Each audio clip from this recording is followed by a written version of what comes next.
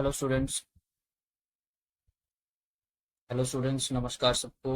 Last video में हमने 13 question तक किए थे एपी की एक्सरसाइज 5.2 के।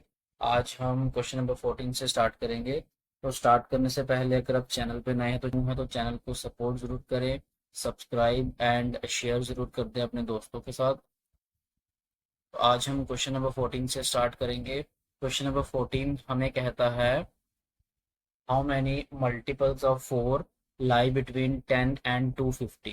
4 के कितने मल्टीपल्स 10 और 250 के बीच में लाई करते हैं। सबसे पहले एपी किस तरीके से फॉर्म होगा वो देख लेंगे हम। अब देखिए, 10 और 250 के बीच में बोला है, बिटवीन 10 एंड 250 बोला, तो 10 एंड 250 को हमने एक्सक्लूड कर लेना है। 10 के बाद जो नंबर 4 के टेबल में आता है वो हमारे पास है 12। आफ्टर 12 है हमारे पास नेक्स्ट नंबर जो 4 के टेबल में आता है वो 16 है। नेक्स्ट 20 आ गया। और अगर हम लास्ट नंबर देखेंगे 250 से पहले 248 4 के टेबल में आता है, तो ये हमारा एपी फॉर्म हो गया। और इस एपी में हमारे पास फर्स्ट टर्म जो आ गई वो आ गई 12। डी हमारे पास आ गया 16 माइनस 12, वो हमारे पास 4 आ गया। एंड हमारे पास nth टर्म आ गई 248। तो हमें नंबर ऑफ मल्टीपल्स फाइंड करने हैं।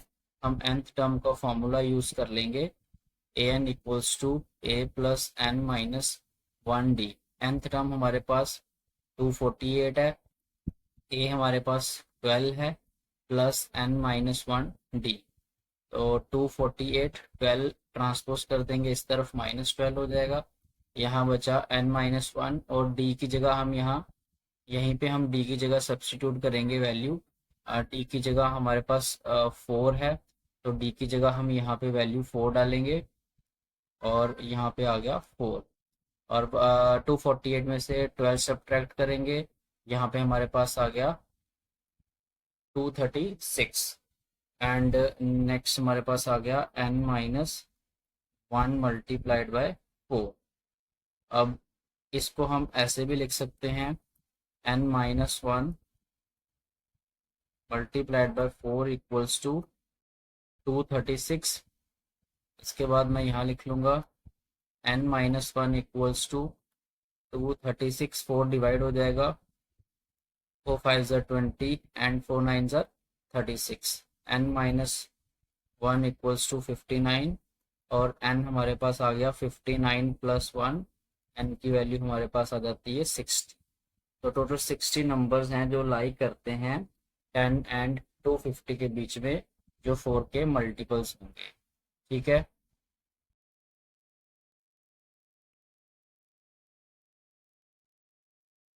स्टूडेंट्स, नेक्स्ट है question number 15। For what values of n are the nth terms of two APs are equal. n की किस वैल्यू के लिए ये दोनों एपीज जो दिए हैं इनकी nth टर्म्स इक्वल होंगी। ठीक है ना। हम सबसे पहले इन दोनों की nth टर्म्स निकाल लेंगे। यहाँ पे हम लिख लेंगे पहला एपी जो हमारे पास है 63, 65, 67 सो ऑन। यहाँ पे नेक्स्ट एपी लिख लेंगे जो हमारे पास है 3, 10, 17 so on up to infinity. इसकी फर्स्ट टर्म हमारे पास 63 है और डी हमारे पास है कॉमन डिफरेंस, वो हमारे पास आ गया 2। एंड हमें इसकी nth टर्म निकालनी है। यहाँ पे हम इसकी फर्स्ट टर्म ले लेंगे, वो 3 है और कॉमन डिफरेंस आ गया 10 minus 3 which is equals to 7। अब यहाँ पे दोनों की nth टर्म्स हम फाइंड करेंगे। इसकी nth टर्म आ गई a प्लस n-1 डी। ठीक है। nth टर्म a की जगह 63 प्लस n-1 डी की जगह आ गया 2। इसके भी हम nth टर्म निकाल लेंगे, a प्लस n-1 डी, वो भी हमारे पास आ गई, a की जगह 3 आ गया प्लस n-1 डी की जगह 7। अब दोनों की nth टर्म इक्वल है। उन्होंने कहा कि दोनों की nth टर्म इक्वल होगी n की किस वैल्यू के लिए, तो दोनों की nth टर्म में इक्वल करके इनको इक्वेट कर देंगे हम। इसकी nth टर्म आ गई 63 plus n-1 multiplied by 2 equals to 3 plus n-1 multiplied by 7। ठीक है ना। तो इसको हम ब्रैकेट को ओपन कर लेंगे, 2n -2, यहाँ पे आएगा 3 + 7n - 7, 63 - 2 आ गया 61, और 3 वहां से इधर शिफ्ट कर देंगे, -3 आ जाएगा, और 7 -7 भी इधर ट्रांसपोज कर देंगे, ये +7 आ गया यहाँ पे आके। तो 63 - 2 किया तो 61 आ गया, और ये +3 इधर जाके -3 बन गया, और ये -7 उधर जाके +7 बन गया। यहाँ पे हमारे पास 7n रह गया, और यहाँ से 2n जो इधर है इसको हम वहां पे ट्रांसपोज करेंगे, और वहां पे जाके ये बन गया -2n। इसके बाद हमने देखो क्या करना है, मैं यहाँ पे सॉल्व कर रहा हूँ। 61 - 3 कर लो आप, 61 में से 3 गए तो हमारे पास आ गया 58 +7 = 7n - 2n, हमारे पास आ गया 5n।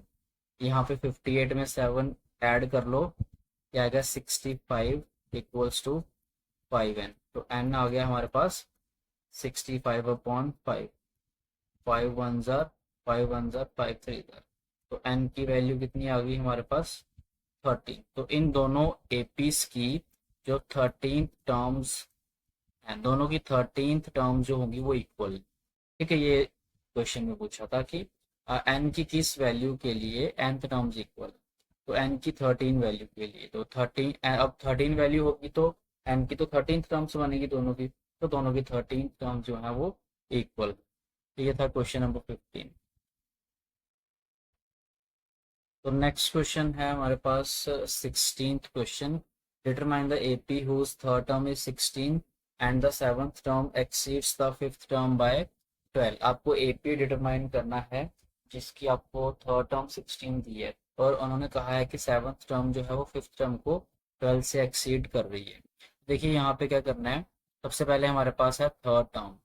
थर्ड टर्म हमारे पास होती है a + 2d, वो हमें 16 दी हुई है, ठीक है। इसको हम इक्वेशन 1 मार्क कर देते हैं। नेक्स्ट हमारे पास जो कंडीशन है, सेवंथ टर्म एक्सीड कर रही है फिफ्थ टर्म को, तो सेवंथ टर्म में से हम सब्ट्रैक्ट करेंगे फिफ्थ टर्म को, वो आएगा 12, क्योंकि सेवंथ टर्म फिफ्थ टर्म को एक्सीड कर रही है, फिफ्थ टर्म से वो ज्यादा है बाय 12। तो सेवंथ टर्म होती है a + 6d minus fifth term होती है a + 4d इक्वल्स टू 12। तो ये हमारे पास क्या आ गया, 12 आ गया, और a + 6d minus a - 4d equals to 12। -a + यहाँ से कैंसिल आउट हो गया, 6d - 4d हो गया हमारे पास, 2d इक्वल्स टू 12 आ गया हमारे पास। d हमारे पास आ गया 12/2, 2 6 12, d की वैल्यू हमारे पास क्या आ गई 6 आ गई।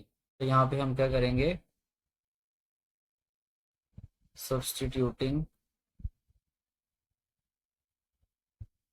d equals to 6 in first equation, a + 2d equals to 16, a + 2 into 6 equals to 16, a + 2 6 are 12 equals to 16, a equals to 16 minus 12, a हमारे पास आ गया 4, हमारे पास a भी आ गया d भी आ गया। अब हमें AP फाइंड करना है, तो AP की फर्स्ट टर्म हमारे पास है,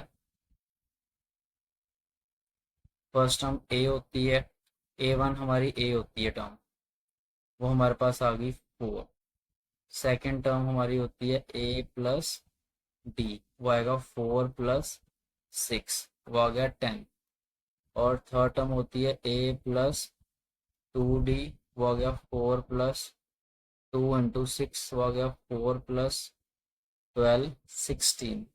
तो AP की 3 टर्म्स फाइंड कर ली मैंने, 4 10 16 so on up to infinity. तो ये हमारा AP बन गया, ठीक है ना। तो AP डिटरमाइन करना था, वो कर लिया।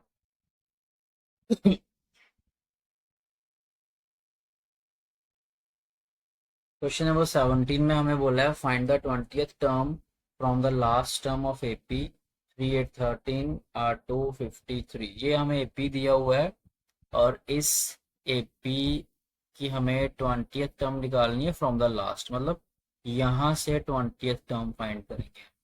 तो हमने यहाँ पे क्या करना है, सबसे पहले AP को रिवर्स करना है, ठीक है ना। ऑन रिवर्सिंग द AP, हम AP को रिवर्स करेंगे तो जो हमें AP मिलेगा वो एपी हमें मिलेगा। फर्स्ट टर्म उसकी 253 होगी, फिर नेक्स्ट हमारे पास 13 आएगी टर्म, नेक्स्ट 8 आएगी और लास्ट टर्म बनेगी 3।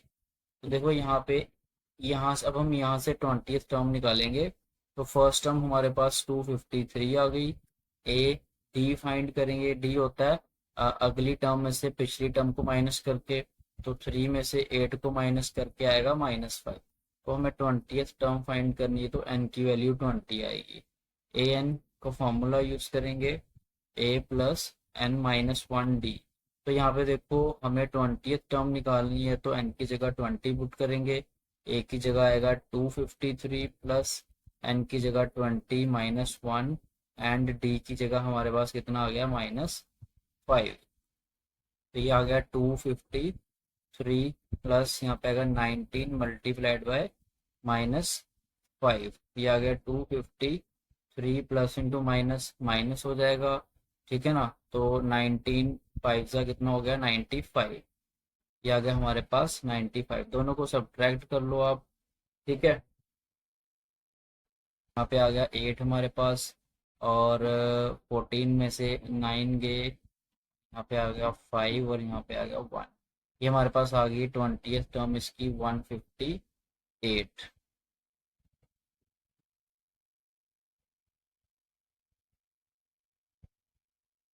तो स्टूडेंट्स इस वीडियो में हम 3 ही क्वेश्चंस करेंगे, वीडियो काफ़ी लेंथी हो जाएगी। नेक्स्ट क्वेश्चन हम नेक्स्ट वीडियो में डिस्कस करेंगे, और चैनल को सब्सक्राइब करना ना भूलें। Thanks for watching.